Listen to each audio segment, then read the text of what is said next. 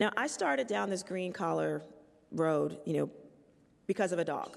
And literally, I owe my career to that animal right there. Her name is Xena. And found her, and she was like a little stray that I didn't want her, but she showed up, and I took her in. But she took me jogging one day, and what we discovered, at the same time, we were fighting against this huge waste facility that was coming on the waterfront.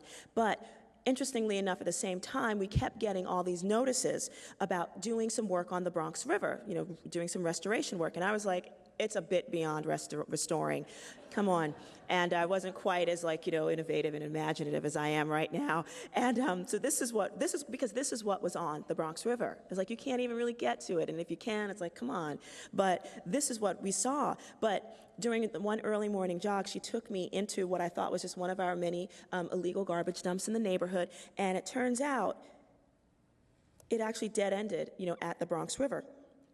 And after a series of many, many different cleanups, we were able to create the kind of waterfront park, actually the very first one that we've had in more than 60 years. A Columbia University study last year came out, and it said that proximity to fossil fuel emissions causes learning disabilities in young children. And I think we all know that poor kids who don't do well in school, have a better chance of going to jail rather than higher education. Coupled with that, is the fact that what else is affecting their future is the fact that many manufacturing jobs have mostly gone to places like China, where they're building 2 coal-fired power plants to meet our desire for really cheaply produced goods. Now, that cost comes at obviously a really high cost, to both the environment, but also, to the communities that, actually were counting on these kind of jobs, and whether they're the poor ones or the ones that were formerly middle class. And we're watching our domestic income gap actually grow wider and wider each and every day because of these kind of economic practices. And so, depending on where you're looking, you can actually argue that through our environmental degradation, we've created the perfect kind of market systems for prison profitability. Again, not much to be proud of. But the point is, GDP numbers don't tell the difference at all between prison construction or school construction. Between building a manufacturing site or building a waste facility. Doesn't see the difference at all, unless, of course, you're on the receiving end of those things.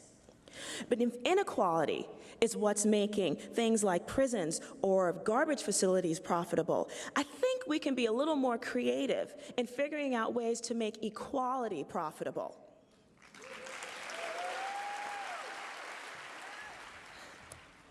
Now, environmental justice means that no one community should have to bear the brunt of many environmental burdens, a disproportionate amount, in fact, and not enjoy environmental benefits.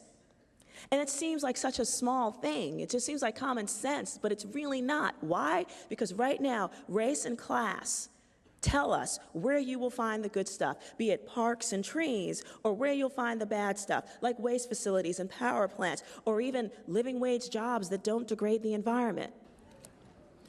But just remember that it is the same practices that give us excess carbon dioxide and other toxic industry also entrench poverty.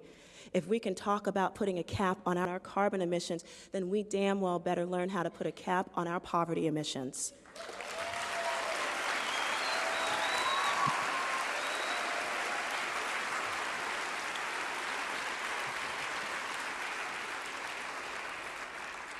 So in a true Bioneer spirit, I have some solutions. What can America do? Number one, America needs to level the economic playing field by training and employing a massive green-collar workforce. We need government investment on the scale of the Marshall Plan, with coordinated incentives, funding, and regulations to make clean tech industries.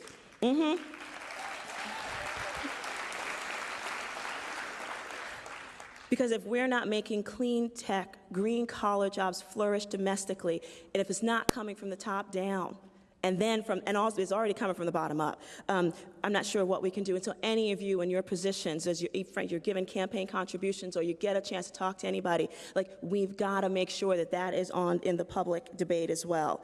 And what can the private sector do? Private sector really needs to put their money where their mouth is and invest and say they're green, then make the investments in clean tech industries, especially in the communities in this country that are used to support the hyperconsumption that's just created many of the problems that we have already. Okay? And also it's a smart business move when it comes right down to it. Getting on the ground floor of a new market, and in many underserved communities, there are incentives, to do that kind of work. Unfortunately, in my neighborhood, it's more waste facilities and more heavily, trucking industries that aren't trying to go green at all that are doing this stuff. There's an access to a labor pool. Granted, they need training. That's why organizations like ours come in. And it's also, you need to cultivate both the goodwill for the community and also being on the ground floor of getting the kind of PR to do that and great business sense. So invest in the eco-industrial park in the South Bronx. Do a solar manufacturing plant in Oakland. And, then the list goes on. Go to Philly. Go to coal country. And yes, this is a black girl from the South Bronx talking about solidarity with poor white folks down there and all over this country as well. And why are we still building monuments to our collective failures when we could be building monuments to hope and possibility? I hope you'll join me. Thank you.